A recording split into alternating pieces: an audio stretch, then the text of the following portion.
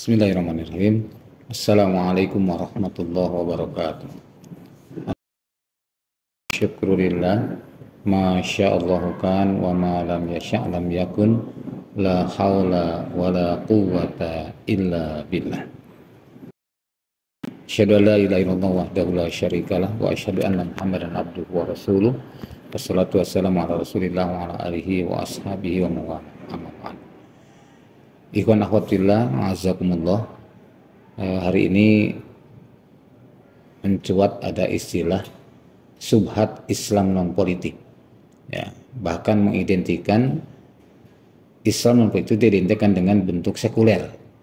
Dan memang tidak bisa kita pungkiri, sejarah telah mencatat bahwa tokoh di Indonesia yang mengangkat istilah inilah Dr. Syekh Wali Al-Fatah. Beliau sebagai salah satu tokoh Masumi, ketua dua muda di pusat Masumi waktu itu. Dan ketika beliau mengangkat masalah Islam non politik, bahkan konsekuensinya tahun 1955 beliau menyatakan keluar dari Masumi. Dan mari kita lihat apa yang sebenarnya dimaksud oleh Islam non politik oleh Imam Wali Al-Fatah, ya, yang seringkali diidentikan dengan pemahaman Senokogoronya atau dipahamkan dengan Nurholis Majid dan lain-lain. Padahal sangat-sangat berbeda. Kalau Senokogoronya, ya, yang ini adalah merupakan bagian daripada tangan kanan Belanda, sengaja memang menyampaikan pemahaman bahwa Islam itu cukuplah hanya di masjid atau di pesantren, tidak keluar dari itu. Dan dalam pernyataannya, Islam menurut Senokogoronya itu jangan sampai ada pan-Islam atau satu kekuatan Islam di dunia, maka di antara salah satu poinnya adalah tiada satupun bentuk pan-Islam boleh diterima oleh kekuatan Eropa. Nah, itu yang diluncurkan oleh Senokogoronya. Maka dengan inilah mereka Senokogoronya bersama Panderplas dan lain-lain itu berusaha mengkerdilkan pemahaman Islam kepada kaum muslimin sehingga tidak lagi berpikir kepada dunia yang di luar masjid dan pesantren. Nah, tentu hal ini harus kita tolak karena pemahaman ini tidak sesuai dengan syariat Islam. Nah, adapun tentang pemahaman non politik yang dilontarkan oleh Nurholis Majid, Dr. Nurholis Majid menyampaikan Islam yes, partai Islam no. Menurut Dr. Nurholis Majid menolak tegas konsep negara Islam terutama dalam konteks keindonesiaan. Menurut beliau adalah bahwa negara Islam itu merupakan distorsi hubungan proporsional antara agama dan negara. Oleh karena itu, negara Islam bukanlah negara agama dan bukan pula negara sekuler. Ini adalah pemahaman Nurholis Majid. Lalu bagaimana Islam non politik yang dilontarkan oleh Dr. Syekh Wali Al-Fatah? Beliau adalah menyampaikan tentang pemahamannya berbeda dengan dua tokoh tadi. Antara lain beliau sampaikan, pertama Islam itu mutlak wahyu Allah. Bukan politik yang berasal dari filsafat Yunani kuno. Yang jelas ya tokohnya dikenal dalam sejarah Socrates, Plato dan Aristoteles. Itulah tokoh pencetus pertama tentang politik. Maka beliau berkeyakinan kalau kita mengikuti cara-cara mereka berarti mencampur aduk antara konsep wahyu dan konsep ro'yu. Konsep wahyu jelas dari Al-Quran, konsep ro'yu yang berawalnya tadi dari filsafat Yunani kuno. Kemudian Allah kan melarang dalam Al-Quran wala talbisul haqqa bil batil. Janganlah mencampur aduk antara hak dan batil. Itu yang pertama. Yang kedua, pemahaman Islam politik oleh Dr. Syekh Wali Al-Fatah itu Islam rahmatan lil alamin. Tidak dipisahkan dengan bangsa, dengan negara, bahasa dan warna kulit. Nah, hari ini muslimin terpecah belah menjadi lebih dari 50 negara. Nah, padahal surat Al-Imran ayat 103 sudah jelas perintahnya untuk berjamaah, tidak berpecah belah. Dan Al-Anbiya 107 menyebutkan wa ma arsalnaka illa rahmatan lil alamin. Bahwa Islam itulah Allah menurunkan Muhammad Rasulullah SAW untuk rahmat seluruh alam, bukan untuk suatu negara. Nah, ini yang dipahami oleh Dr. Syekh Wali Al-Fatah. Kemudian Islam untuk seluruh manusia, bukan untuk suatu negara tertentu.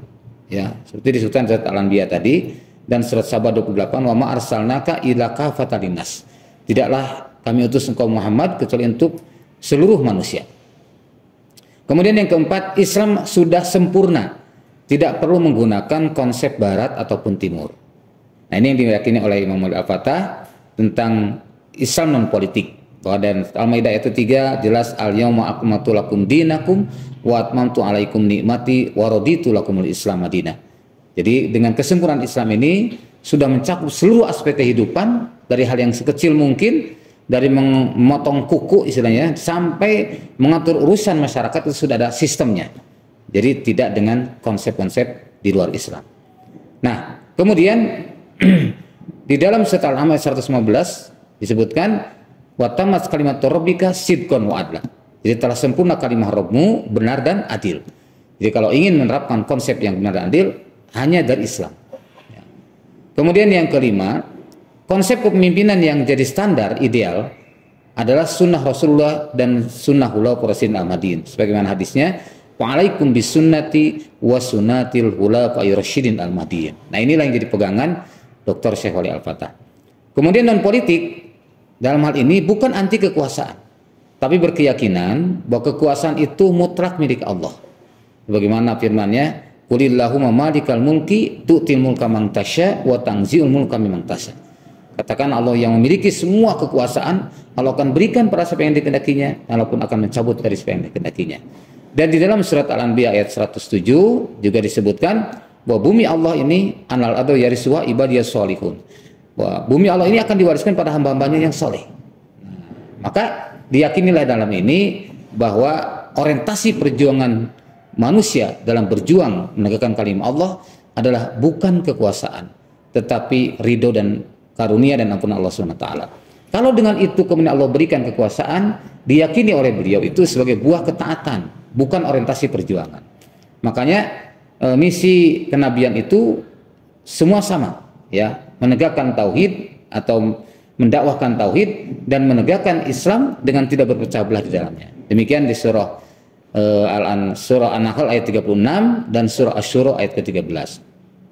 Maka dengan ini hidup terpimpin oleh Allah, oleh Rasulnya, dan oleh orang-orang beriman dalam wujud imam atau ulil amri, maka itu adalah disebut dalam Al-Quran sebagai Hizbullah. Maka disitulah Wali Al-Fatah dengan segala kekurangannya, pada akhirnya beliau awalnya menolak untuk dibaiat sebagai imam, tapi karena waktu itu para ulama yang ada antara lain Kiai Muhammad Maksum sebagai seorang ahli hadis dari Yogyakarta, kemudian Kiai Sulaiman Masulili, kemudian Datuk Ilyas Muzaindo dan lain-lain membaiat beliau, dan kemudian beliau pun akhirnya dengan berat hati menerima dengan catatan sebagai imam darurat selama kurang lebih 6 tahun sampai tahun 59 dicari-cari ternyata belum ada yang mengamalkan seperti ini. Maka setelah sidang Alul Hali waktu yang kedua tahun 59 ditetapkanlah bahwa Jamaah Muslimin atau Hizbullah yang imamnya Wali Al-Fatah adalah merupakan satu-satunya di dunia karena belum pernah ada di tempat yang lain. Nah itu, jadi bukan atas dasar ambisi, bukan atas dasar yang lain, tetapi semata-mata karena ingin mengamalkan syariat Islam, dan beliau berkeyakinan bahwa berbaiat kepada imam sebagaimana yang diamalkan oleh Dr. Syekh Wali Al-Fatah adalah merupakan fardu kifayah. Maka mudah-mudahan dengan ini umat Islam terbebaskan dari segala belenggu dan kerusakan di tengah-tengah umat. Secara berangsur-angsur kita yakin izul Islam wal muslimin akan tercapai. Allahu Akbar. Assalamualaikum warahmatullahi wabarakatuh.